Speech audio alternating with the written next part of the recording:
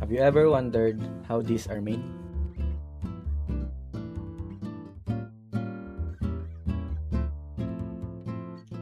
They are often perceived as the product of a sculptor's chisel and artistic vision, precisely carving away at solid blocks of stone or wood. Yet, the process behind these masterpieces is far more complicated than meets the eye.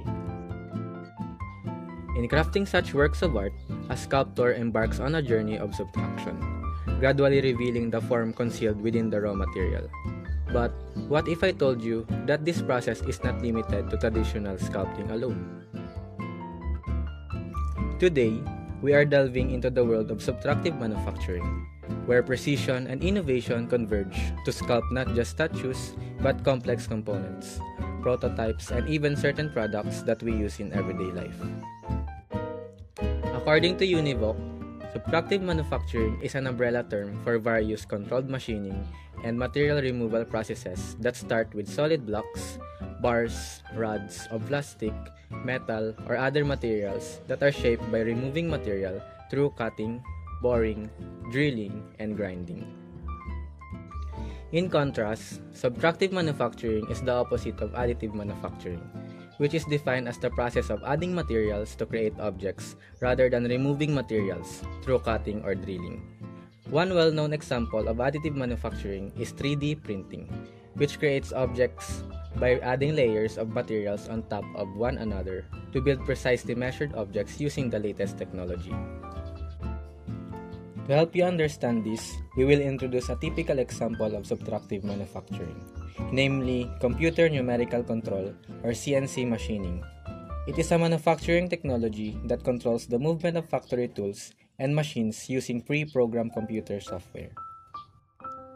This is achieved by programming the machines to move along different axes, including the X, Y, and Z axis. These axes are manipulated precisely according to the program instructions, guiding the cutting tools to carve out the desired shapes and forms from raw materials. CNC machining begins with the design phase, where a digital 3D model of the desired part is created using computer-aided design or CAD software. This model is then translated into machine-readable instructions, called G-code, using computer-aided manufacturing or CAM software. Next, the appropriate cutting tools, such as drills or end mills, are selected and installed in the machine's spindle.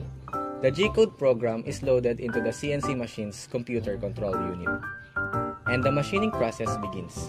The machine moves the cutting tools along different axes, X, Y, and Z, to remove the material from the workpiece according to the program instructions, shaping it into the desired form. After the machining is complete, any necessary finishing operations such as deburring or polishing are carried out to achieve the desired surface finish and dimensional accuracy. Aside from CNC machining, there are other types of subtractive manufacturing processes, which are water jetting, laser cutting, abrading, and electrical discharge machining. There are 5 main benefits of subtractive manufacturing. First, versatility. Subtractive processes can be applied to various materials, such as metals, plastics, glass, and ceramics. Second, precision. Subtractive methods can achieve high levels of precision, with tolerances often reaching plus or minus 0.0254 millimeters. Third, speed. Subtractive manufacturing is often faster than additive methods, since objects are not built layer by layer. Fourth, material efficiency. Subtractive processes typically use less material overall as they involve removing material from a workpiece. Lastly, automation. Subtractive manufacturing processes are easily automated, enhancing efficiency and accuracy.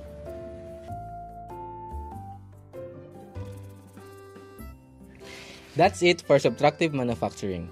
I hope you learned something. Thank you.